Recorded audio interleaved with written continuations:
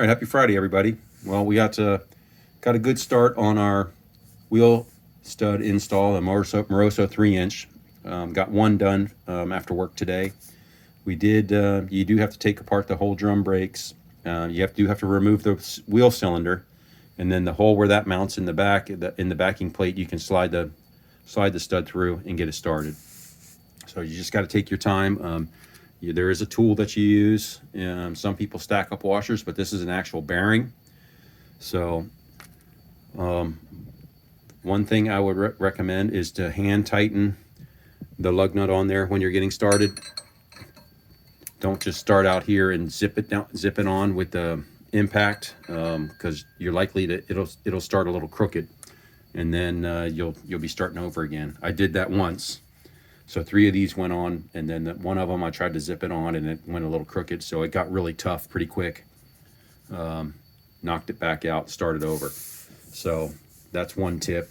And drum brakes are a pain in the butt to mess with, so taking those apart, putting it back together was probably the most frustrating part so far. But anyway, we're about ready to start the other side tomorrow. There's no light underneath the car to see what I'm doing, and after messing with those drum brakes, I'm kind of done.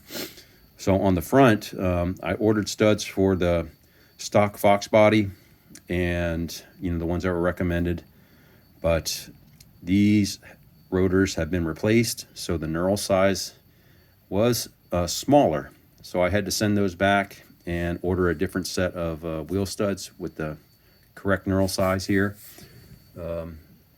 So yeah, I would definitely recommend, before you do this, knock one of these out and measure the knurl size with the caliper. Make sure you order the right ones, because these are like this measured at like 550, 560, and then the ones that were recommended for the stock rotors are like 590.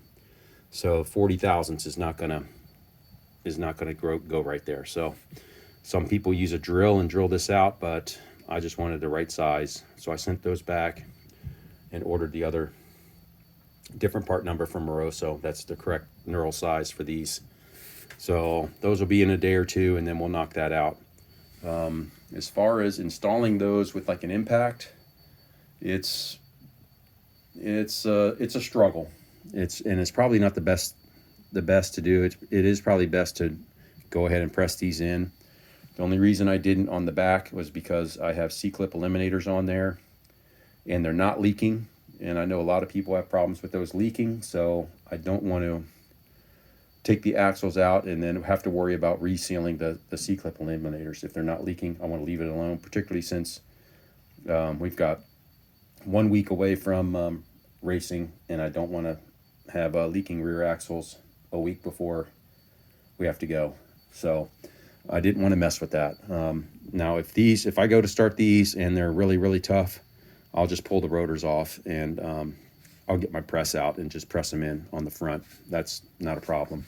So that's kind of where I'm at, guys. We'll pick up. We're ready to do the other side. Start on this tomorrow. I'll get up and disassemble the drum brakes, take the wheel cylinder out, and the air hammer really knocks those out real quick. So I definitely would recommend an air hammer for the stud removal. If you have one or can borrow one, they're pretty good. So make short work of removing those. So that's kind of where we're at on that, and I will pick up on the rear tomorrow. So thanks, guys. Hope everybody has a great weekend.